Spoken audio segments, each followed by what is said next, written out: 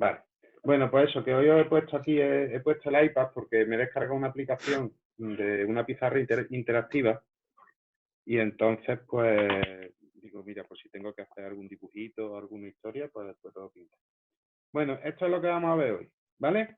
Hoy lo que traigo preparado es la parte del materialismo dialéctico. Nosotros hemos visto el materialismo histórico, ¿vale? Ese materialismo histórico se completa con otro sistema filosófico que se llama el materialismo dialéctico. Después vamos a ver el concepto de alienación, que no es original de Marx, ¿vale? Sino que es un concepto que Marx copia de su colega / amigo especial. ¿Habéis visto el anuncio del perro rojo? Pues eso, como el anuncio del perro rojo.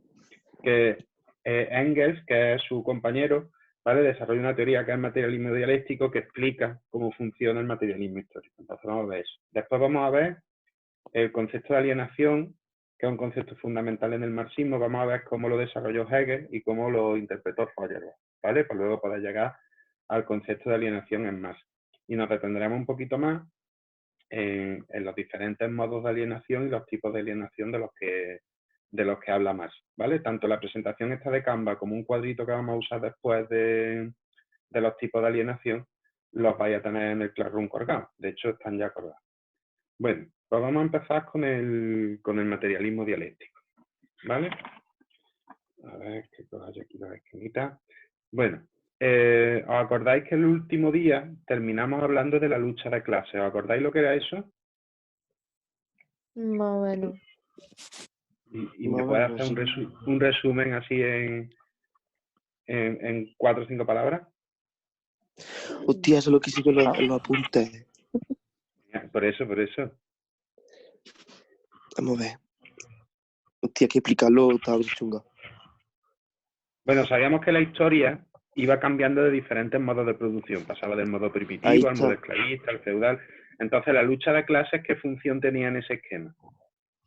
Como que intentaba apoderarse de los medios que se usaban para producir los bienes, ¿no? Eso es, esa lucha por intentar conseguir que los medios de producción fueran colectivos es lo que hacía que la historia se moviese. La lucha de clases era el motor de la historia, ¿vale?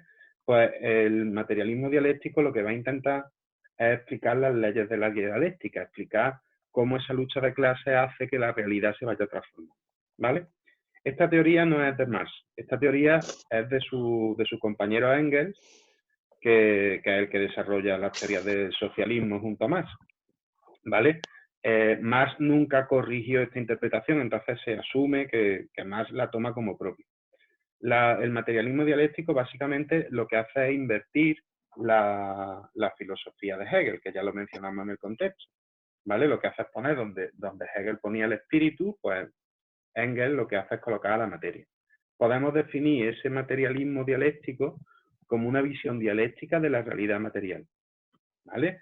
Lo que interpreta o lo que dice el materialismo dialéctico es que los elementos materiales están constituidos de contradicciones.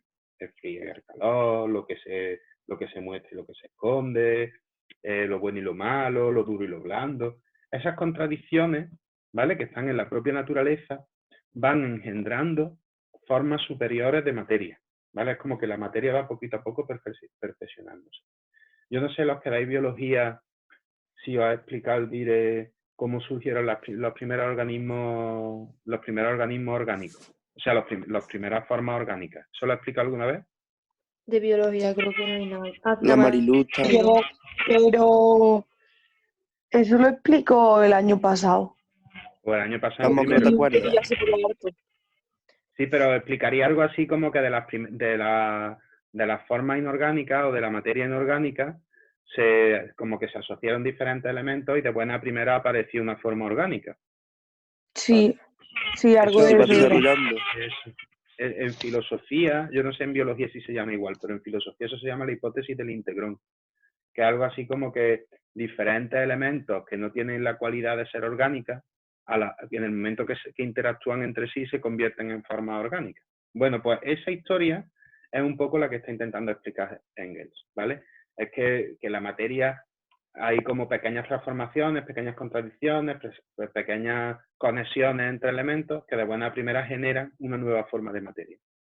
Entonces Engels piensa que primero surgió la materia inanimada, que por esas contradicciones propias de la materia inanimada, luego surgió la materia sensitiva, los animalitos, ¿vale? Y después de esa materia sensitiva surgió el grado máximo de desarrollo de la materia, que sería el ser humano, ¿vale? Y entonces eso sería el proceso que ha ido llevando la materia, generando formas de materia más complejas. Entonces, todas esas transformaciones se han llevado a cabo siguiendo las leyes de la dialéctica, ¿vale? Que por esto es importante el materialismo dialéctico. Porque si os acordáis, cuando vimos, ya hemos hablado varias veces de Hegel, que decía que la dialéctica era la ley de la contradicción, de la no contradicción, ¿vale? Entonces, Engels lo que hace es como desarrollar un poquito más esa idea de las leyes de la dialéctica, ¿vale? Y dice que las transformaciones que se dan en la materia se hacen respondiendo a estas tres leyes que están aquí, ¿vale? No, esto no tiene puntero, ¿vale? Tenéis ahí donde pone leyes de la dialéctica. Sí. Bueno, pues la primera ley de la dialéctica es la ley de la conexión universal, ¿vale? Esta lo que viene a decir es que los fenómenos que se dan en la naturaleza nunca son aislados, que todo fenómeno, que toda transformación, que todo cambio en la materia siempre se da en relación con el resto de cosas que existen, ¿vale? Es como que la materia es un todo orgánico. Ya hemos hablado en clase alguna vez de la peli de Avatar, ¿vale? Esa que la gente hace el amor enchufándose por un puerto USB. En Avatar, todas las cosas del planetita están conectadas las unas con las otras. Pues esa es la idea de la conexión universal, como que todo está conectado, ¿vale? Si os gusta la Paulina Rubio, tiene una canción que es la ley de causa y efecto, que está relacionada con esto. Después, la segunda ley es una ley bastante interesante, que es lo que hemos estado hablando de la hipótesis del íntegro, ¿vale? Que es la ley del salto cualitativo. ¿Sabéis la diferencia entre los conceptos cualitativos y cuantitativos? La No. sabía, pero no me acuerdo. Los Los cuantitativos son los que se Cuantitativos pueden que se puede contar y los medir, ¿no? cualitativos los que no, ¿no? Eso es, los cuantitativos son cambios de cantidad, por decirlo de alguna manera, de intensidad, y los cambios cualitativos son cambios significativos que como que provocan cualidades o propiedades nuevas que antes no había, ¿vale? Entonces, la ley esta del salto cualitativo es muy sencilla. Lo que dice es que en la materia se van dando pequeños saltos cuantitativos, graduales y prácticamente imperceptibles, ¿vale? Es como que en la materia hay cambios que son eso, simplemente cuantitativos, de aumento o de disminución de la cantidad de materia. Pero la acumulación de esos cambios cuantitativos generan de forma brusca, generan de repente un cambio cualitativo, dándole a la materia cualidades que antes no tenía, ¿vale? Entonces, lo que viene a decir Engels es que el proceso de transformación de la materia es un proceso que va a saltos. Se producen pequeños cambios cuantitativos que no son apreciables y de buena a primera la estructura material de la realidad se transforma por completo y adquiere nuevas cualidades. ¿Lo entendéis? Sí. Vale. Sí. Un ejemplo es como un niño, ¿vale? Un niño chico que de buena a primera le empiezan a salir espinillas, le salen 3 pelillos al lado en la comisura de los labios, pero todavía canta como Joselito, ¿vale? Pero de buena a primera ese niño un día se levanta con voz de hola, ya estoy aquí, y ya se convierte en un tío. Y es como un cambio brusco que había pequeños indicios antes, pero no habían hecho que él cambiase y seguía siendo un niño rata. Pero sin embargo, de buena a primera, un día ya es un tío, ¿vale? Eso es un poco lo que intenta explicar más. Y después la tercera ley es la ley de la unidad y de la lucha de contrarios. Esta ley es un poco chorrada. En realidad lo que está diciendo es que la realidad está compuesta por lucha de contrarios, pero que esa lucha de contrarios es una cualidad de la realidad. Por lo tanto, aunque nosotros percibamos una lucha de contrarios, en realidad todo pertenece a una misma unidad. No sé si lo he explicado muy bien. Sí. Bueno, más o ¿Vale? menos. Bueno, Más o menos. Sí, algo así como la realidad. Hemos dicho que la realidad está todo conectado, ¿vale? Y aunque nosotros estemos explicando las transformaciones en la materia a través de la lucha de contrarios, esa lucha de contrarios en realidad pertenece a la unidad de la realidad. Es como que no podemos entender la realidad como un todo unido si a la vez no entendemos la lucha de contrarios. Es como en clase cuando os peleáis los de ciencia y los de letras a la hora de poner los exámenes, porque unos tienen griego y otros tienen dibujo técnico, y no os ponéis de acuerdo, ¿vale? esas peleillas que tenéis entre vosotros para poner la fecha de los exámenes, en realidad forman parte de las cualidades de la clase. Y la clase sin esas peleillas no se podría entender. Entonces, Pues yo hasta eso he hecho de menos. Sí, ¿no? Es verdad, yo echo de menos también pelearme con vosotros. Bueno, pero ya mismo estamos otra vez... Bueno, os podéis pelear por aquí ahora después un ratito, si queréis. Bueno, vamos una vez que hemos explicado la parte esta del materialismo dialéctico, ¿vale? Y cómo funciona esa línea histórica que va cambiando el modo de producción, terminamos un poquito con el bloque de la clase anterior y empezamos con algo nuevo, ¿vale? Que son los antecedentes de la alienación. Se ve un poco regulín esto, pero bueno, en el documento se ve mejor. Bien. Lo primero que vamos a ver es el concepto de alienación en Hegel, ¿vale? Esto es complicadito de entender, así que vamos despacito que no tenemos prisa. Vamos a ver, para Hegel, la auténtica realidad, ¿qué era? ¿La idea o la materia? Era una pregunta. Ya, pero... Acordaros, La Hegel que materia. completa... No, eso es para más. Ah, vale, pues entonces la idea. Lo otro.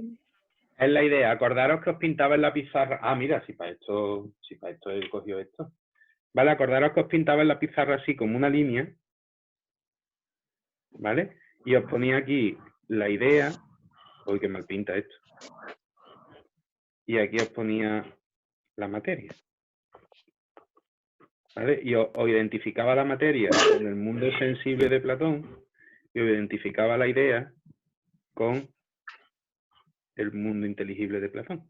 ¿Vale? Para Hegel la auténtica realidad es esta de aquí. Entonces, el sistema de Hegel, lo que yo os contaba, es que a través de la lucha de contrarios, ¿os acordáis de este dibujito que lo he hecho en la pizarra alguna que otra vez? Sí. A través de la lucha de contrarios, poquito a poco nos íbamos dando cuenta de que la materia y la idea son dos representaciones, o que la materia es una representación de la idea y que la auténtica realidad es la materia. Y que eso nos íbamos dando poco a poco, dando cuenta en el desarrollo de la historia. ¿Vale? Entonces, para Hegel, lo más importante es la idea. ¿Vale? Esa idea está en sí misma. Esa idea está como... Sí, la idea está en sí misma, la idea está como de forma inmaterial, ¿vale? La idea está en un ámbito espiritual. ¿Qué pasa? Que la idea para completarse necesita tener conciencia de sí misma. La idea necesita comprenderse. Esto es un poco complicado, ¿vale? Hegel hablaba como una especie de espíritu absoluto, es como un fantasma que necesita tomar conciencia de que es fantasma o algo así. ¿Vale? Entonces, la idea para obtener conciencia de sí misma necesita estar para sí. En vez de estar en sí, está cerrada en sí misma, necesita poder entenderse a sí misma, ¿vale? Eso significa estar en sí. Entonces, para que la idea pueda comprenderse, esto dentro del sistema de Hegel, para que la idea pueda comprenderse, la idea necesita cosificarse, convertirse en objeto, ¿vale? Esa acción de que la idea se convierte en objeto, eso es la alienación. Es como que la idea sale de estar en sí misma y para poder entenderse está en un objeto, se cosifica. ¿Lo habéis entendido? Sí, pero es un poco locura, sí.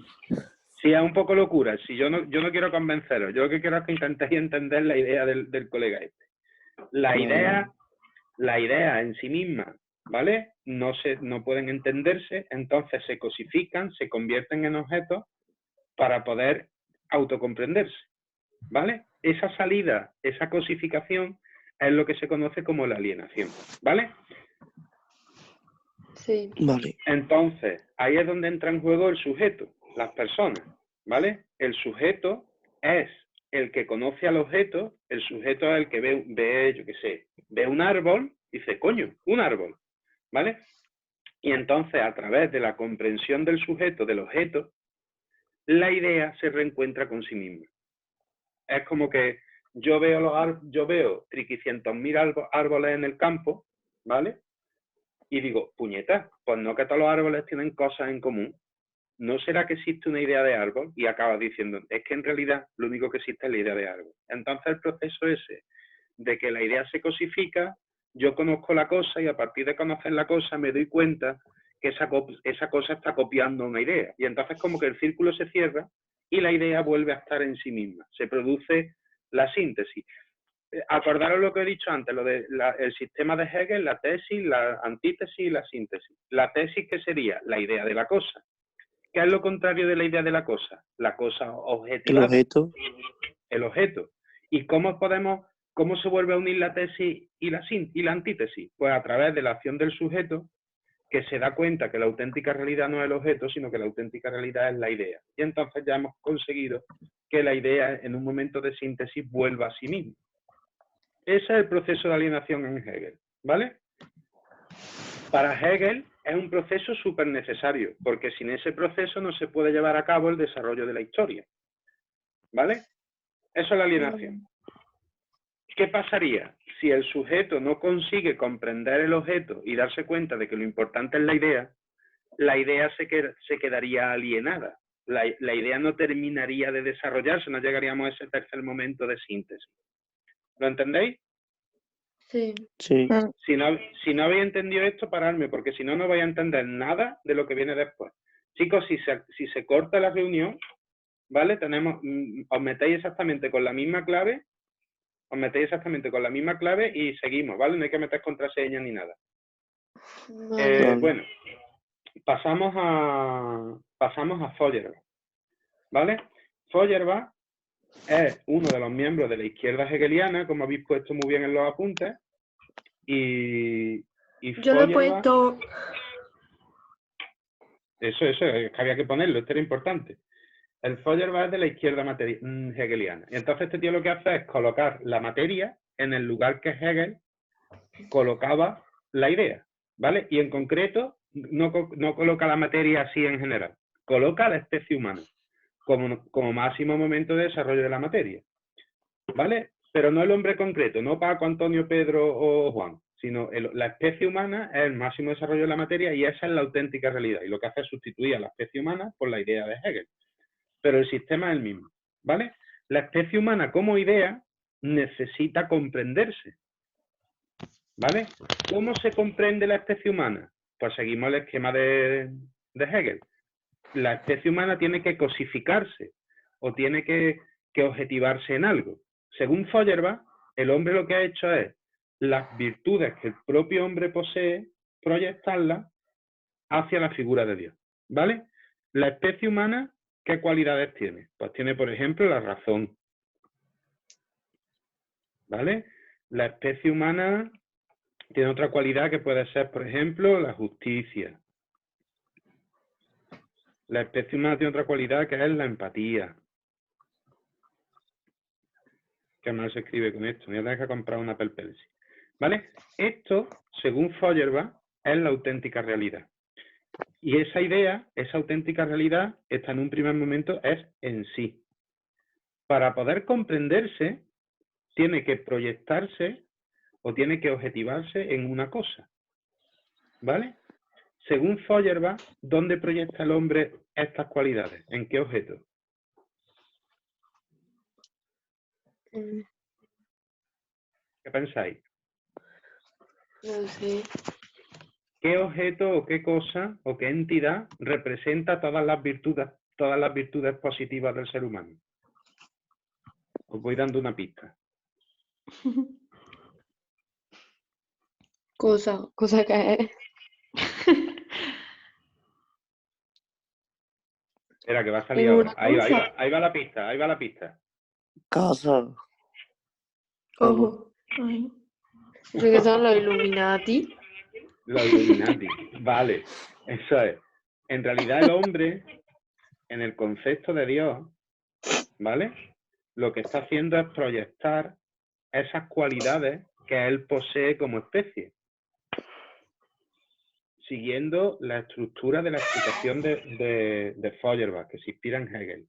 El hombre está en sí, tiene una serie de cualidades para poder comprenderse a sí mismo, para tener autoconciencia, lo que hace es proyectar esas cualidades en una cosa, en el concepto de Dios, ¿vale? Entonces ahí el hombre se está alienando en Dios, igual que la idea se alienaba en la naturaleza, en la explicación de Hegel. Bien, ahora, aquí está el problema. Si el hombre piensa que Dios existe, si el hombre le da a Dios una categoría ontológica, si Dios existe como objeto, ¿vale? ¿El hombre queda alienado o se desarrolla por completo? ¿Puedes repetir? Ahí Se está, por desarrolla aquí. por completo, ¿no? Si el hombre proyecta sus cualidades en un objeto, Dios, y cree que ese objeto existe de verdad, ¿esas cualidades a quién pertenecen? ¿Al hombre o a Dios? Al hombre, ¿no? Adiós. Pertenecen a Dios porque nosotros las hemos proyectado a Dios. Y nosotros entendemos que esas cualidades existen en Dios. ¿Vale? Entonces, para que lleguemos al tercer momento de síntesis, ¿qué necesitaría hacer el hombre? ¿Crees que son suyas? No. Eso es, ¿vale? Dicho en palabras de Feuerbach, tenemos que darnos cuenta de que Dios no es un ser que exista, sino que Dios es un ser pensado. Y que esas cualidades que atribuimos a Dios, como la bondad, la inteligencia, la belleza, en realidad son nuestras cualidades. Y hasta que no nos demos cuenta de eso, nosotros como materia no nos desarrollaremos por completo. Si nos quedamos pensando en que Dios existe y que tiene esas cualidades y no nos damos cuenta de que se las hemos proyectado nosotros, estaremos alienados, estaremos como a medio desarrollar. ¿Vale? Ese es el planteamiento de Feuerbach. Avisarme si se corta. Bueno, todavía tenemos 4 minutitos. Bueno, pues una vez que hemos visto los dos conceptos de alienación, en Hegel y en Feuerbach, vamos a ver la interpretación que hace Marx de este concepto. ¿Vale? Porque Marx mantiene el concepto de alienación, pero no está de acuerdo con la explicación que hace Feuerbach. ¿Vale? Porque cree que la alienación religiosa no es la más importante de todas. Bueno, pues vamos con la alienación en Marx. Esperad que pase yo la hojita de mi esquema. Aquí estamos.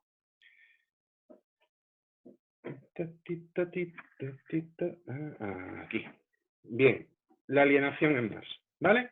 Lo primero que tenemos que recordar es la visión que tenía Marx del ser humano. Bueno, para Marx el protagonista de la historia es el hombre, no es la idea, pero tampoco es el hombre como lo entendía Feuerbach.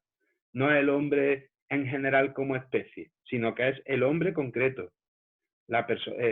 Juan, que trabaja en los olivos recogiendo aceitunas. El hombre concreto es el protagonista de la historia, ¿vale? Ese hombre concreto utiliza la cualidad más importante que tiene. ¿Cuál era la cualidad más importante del hombre?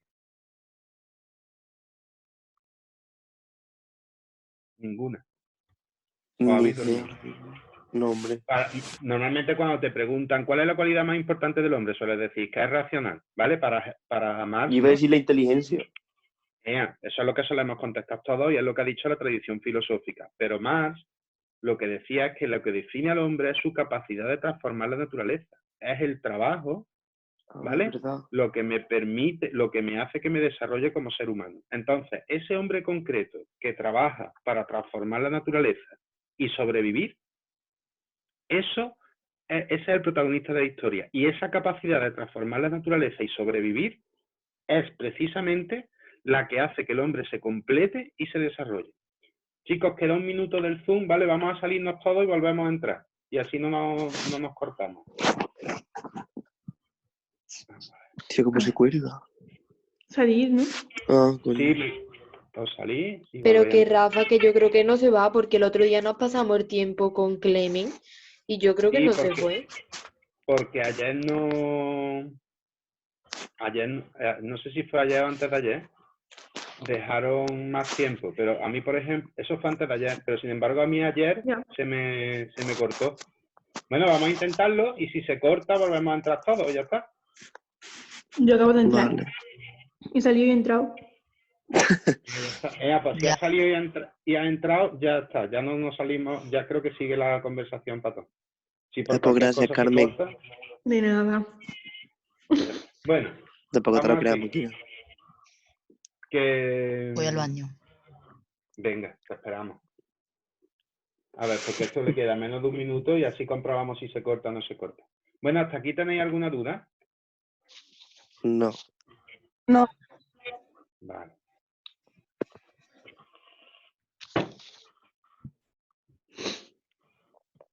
A ver, menos de un minuto. A ver qué dice esto. Bueno, pues ya está, menos de un minuto ha pasado ya.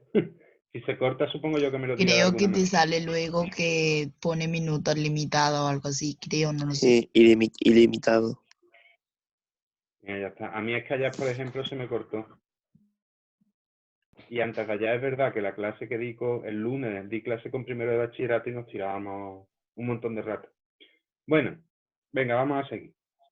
Pues eso, hemos visto que el hombre concreto que transforma la naturaleza para sobrevivir es el protagonista de la historia, ¿vale? Vamos a hacer el mismo proceso que hemos hecho con la idea y el mismo proceso que hemos hecho antes con Dios.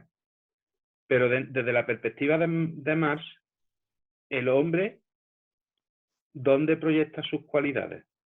Y su energía, y su esencia. A ver. En su trabajo. En su trabajo, en concreto en el producto del trabajo, ¿vale?